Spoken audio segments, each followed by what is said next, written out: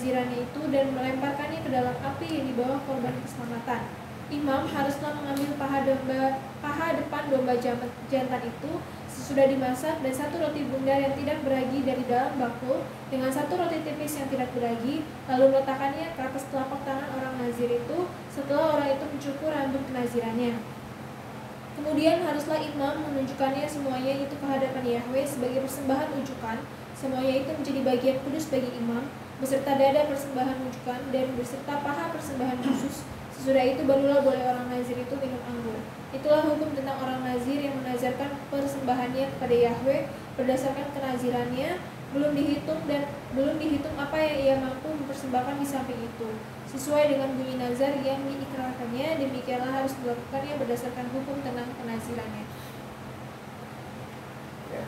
Kalau engkau baca selengkapnya di bawah ini, ya, 21 itu, akhirnya namanya Rasul Saul ditangkap, saudara. Ya. Tidak ada ajarannya yang lain. Mau Rasul manapun itu tidak pernah ada, saudara. Yang suruh namanya Taurat itu dibuang. Kalau engkau sudah buang Taurat, kau tinggalkan Taurat, itu mati kekal namanya. Gitu. Itu yang dimaksud di dalamnya. Kalau ada yang berbeda ini yang kami beritakan ini, ya terkutuklah mereka ini. Jadi Taurat itu adalah namanya kekal, tidak bisa diapa-apain. Begitu makanya banyak orang yang mati konyol, ya. Apalagi zaman-zaman sekarang ini, saudara, umur 40 tahun, 50 tahun, jalan saja pun sudah tertatih-tatih, saudara. Ya. Sudah nggak karu-karuan, ya. Kalau mereka dari mimbar bahwa kita ini adalah baiknya Roh Kudus, baiknya Tuhan, kata kita ini tubuh kita adalah rumah Tuhan. Kok rumah Tuhan kan sampai hancur seperti itu? Penyakit, ada yang menyong mulutnya, ada yang tangan yang nggak bisa bergerak dan lain sebagainya. Kenapa seperti itu? Karena inilah ajaran-ajaran yang sini menyimpang, saudara, ya kan? Apalagi kita dijamin, gitu. Kalau engkau dengarkan baik-baik firman-Ku, dengarkan baik firman-Ku, aku akan jauhkan dari penyakit itu. Kan begitu kan? Coba baca Keluaran 25. Keluaran 15 ayatnya 25-26. Kau dengarkan itu, jangan menyimpang. Ya, makanya dipesankan sini jangan menyimpang. Kalau ada yang menyimpang beda itu, terkutuklah mereka itu. Baca Keluaran 15 ayatnya 25-26. Pertama sekali itu mereka beritakan hukum ini dibacakan. Mose berseru-seru kepada Yahweh dan Yahweh menunjukkan kepadanya sepotong kayu. Mose melemparkan kayu itu ke dalam air, lalu air itu menjadi manis. Di sanalah diberikan Yahweh ketetapan-ketetapan dan peraturan-peraturan kepada mereka, dan di sanalah Yahweh mencoba mereka. Firman-Nya, jika kamu sungguh-sungguh mendengarkan suara Yahweh Tuhanmu, jika sungguh-sungguh kamu mendengarkan, ya, dan melakukan apa yang benar di matanya, dan memasang telingamu kepada perintah-perintahnya, dan tetap mengikuti segala ketetapannya, maka aku tidak akan menimpakan kepadamu penyakit manapun yang telah kutimpakan kepada orang Israel, sebab aku Yahweh lah yang menyembuhkan engkau. Ini jelas, saudara, sangat jelas, ada jaminan di sini. Yang penting kau ini jangan menyimpang. Persoalan sekarang banyak sekali menyimpang, saudara. Coba sekarang kan mengganti nama orang atau merasa berdosa, aman-aman aja katanya. Tapi ingat baik-baik, saudara, banyak mati konyol, bencana demi bencana, malapetaka demi malapetaka, saudara, hancur. Gitu? Kenapa hancur seperti itu? Karena mereka merubah undang-undang. Ya, kalau kau baca sana Yesaya 25 ayat 24 ayatnya 5, saya coba baca.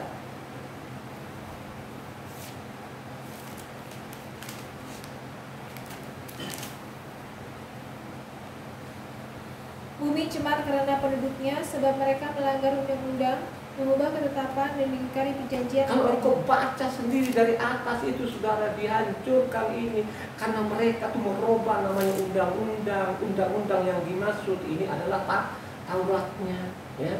Sedangkan kita para nabi itu bukan nabi membuat namanya perintah baru, gak ada. Tugasnya nabi-nabi, karena nabi-nabi ini penyambung lidah.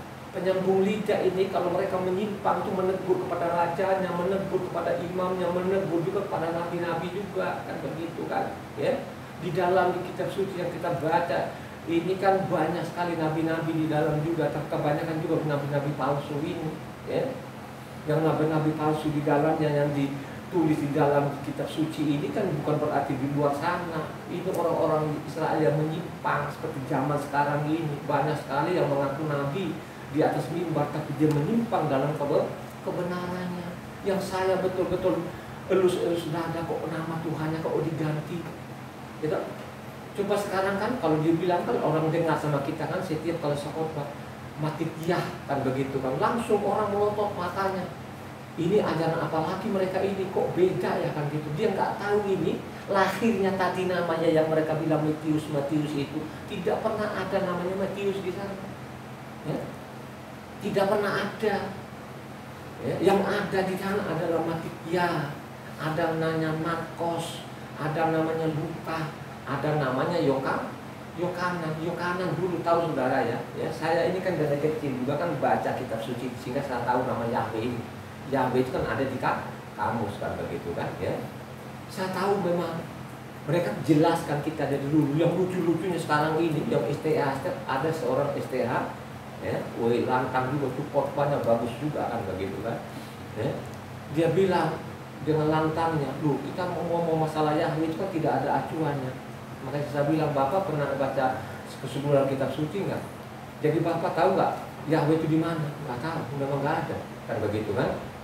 Bapak nggak pernah baca di kitab suci dan lengkap, ya, dia diam, ya, kan begitu. Yang Bapak pegang itu kitab apa? Lembaga Kitab Indonesia.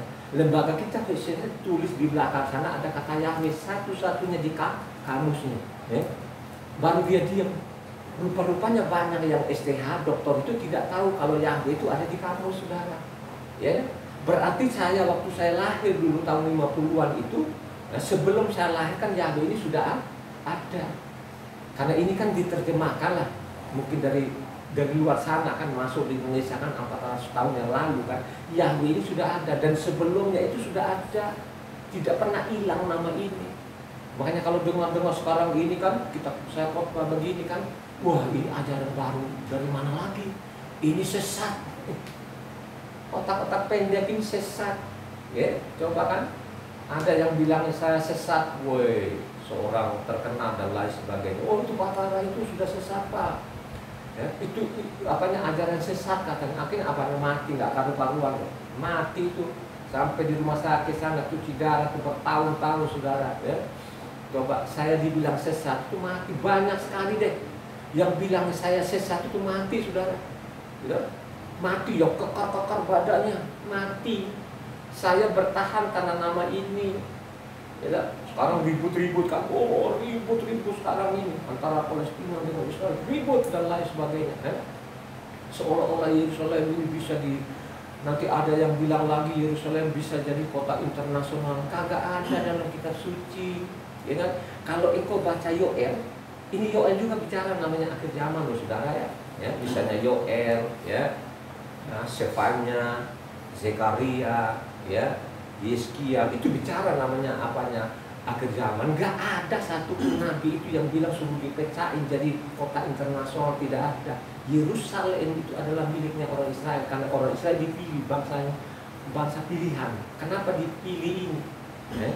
Makanya dia ini adalah bangsa namanya rajani dan bangsa imamat, kan begitu kan?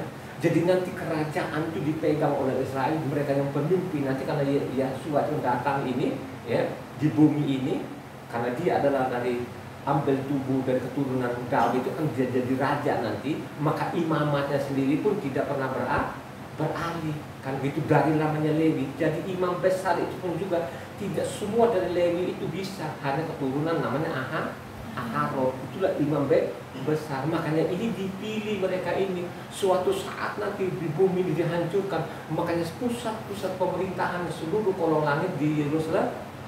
Kalau kita coba nanti saudara ini baca pulang di rumah, baca namanya Yoel 2 maupun Yoel 3, dilengkap di situ supaya engkau ini tidak bingung.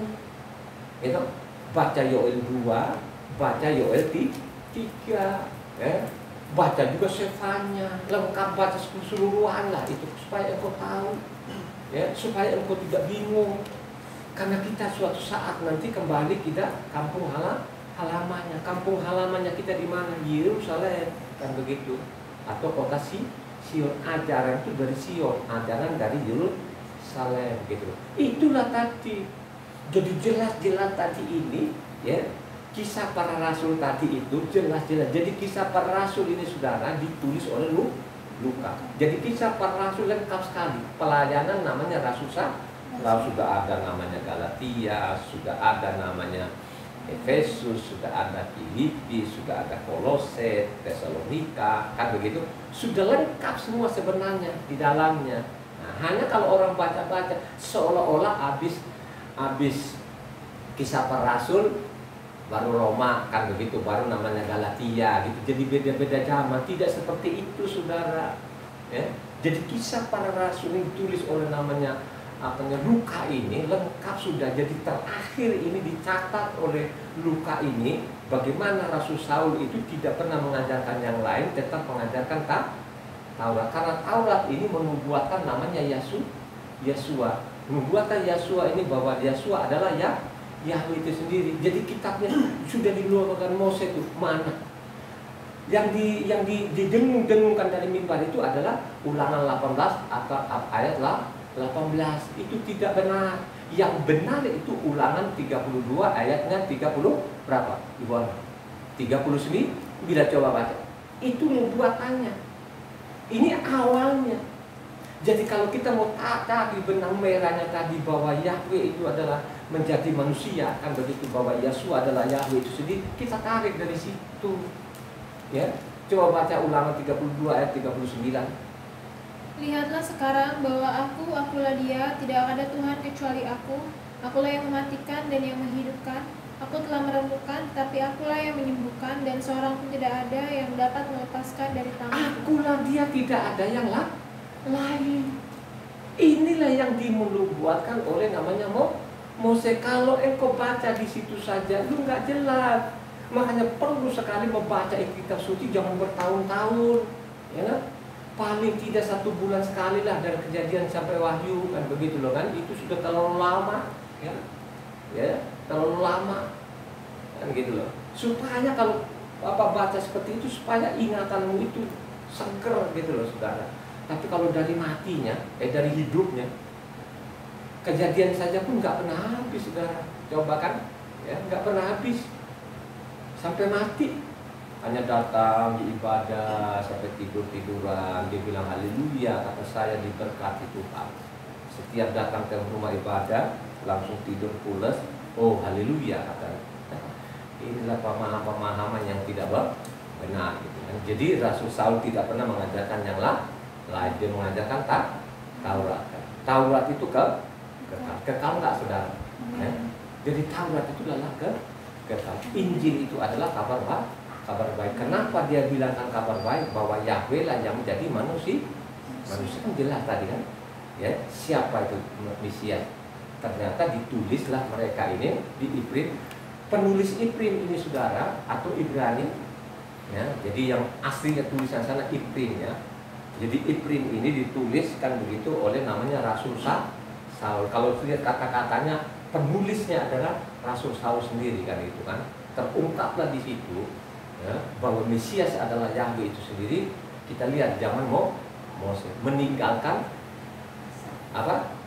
Israel, kan gitu, ya. Karena kekayaan yang tidak ada nilai. Siapa kekayaan? Ya, adalah Mesias. Mesias siapa itu? Adalah Yahweh sendiri, kan gitu. Daripada namanya upah, katanya. Upah kan lah, kalau dapat upah bisa orang kaya nggak? Nah, bisa saudara. Seperti ini suatu saat ke Evan ini, ya. Evan ini kan bentar lagi kan S2-nya sudah selesai, TB, kan begitu kan. Paling tidak nanti kalau dia kerja, wah sudah levelnya sudah naik, kan gitu. Akan naik lagi, gitu kan. Misalnya nanti Evan dia lanjutkan S3-nya lagi, suatu saat nanti dia direktur, kan begitu. Seorang direktur itu gajinya besar saudara. Dari gajinya, dari upahnya bisa kaya nggak? Kaya. Tapi kekayaannya sampai di mana? Ya? Dia menikmati kekayaan Evan itu sampai kemana? 70, 80, 80. Selama dia hidup, kan gitu. Hidupnya manusia kan ditentukan 70, 80, mati, selesai dia.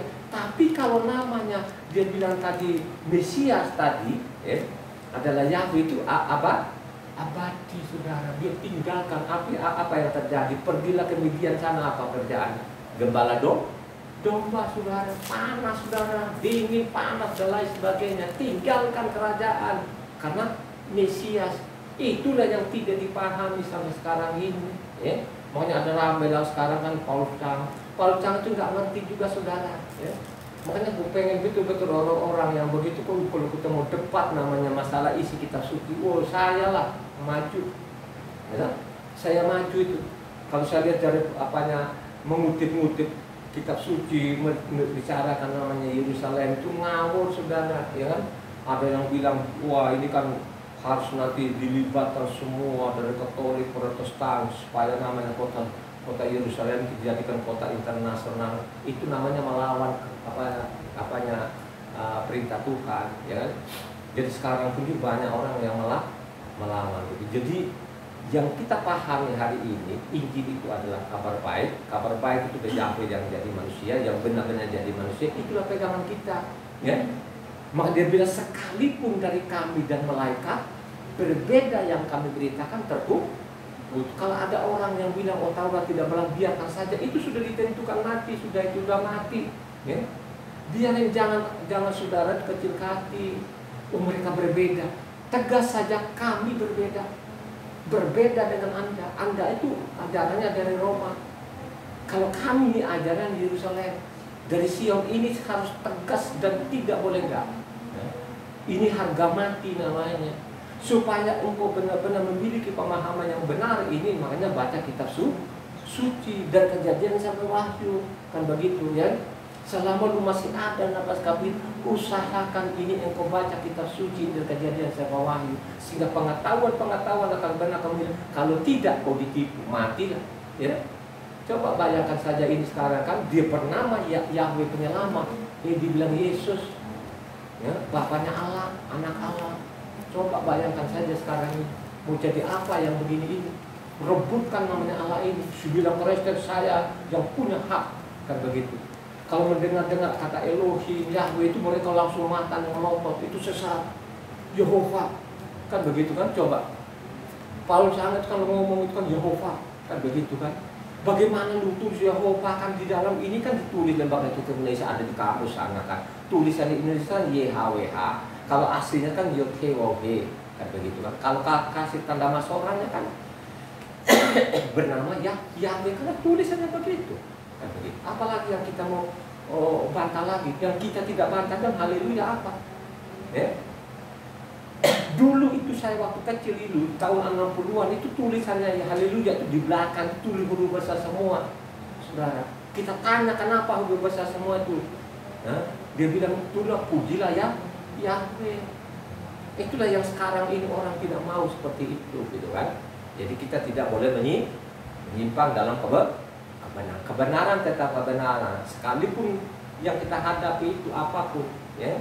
Iman kita hanya satu-satunya Tuhan kita adalah Yahweh penyelamat itu yang datang di bumi mengorbankan dirinya setetes darahnya sehingga kita begini.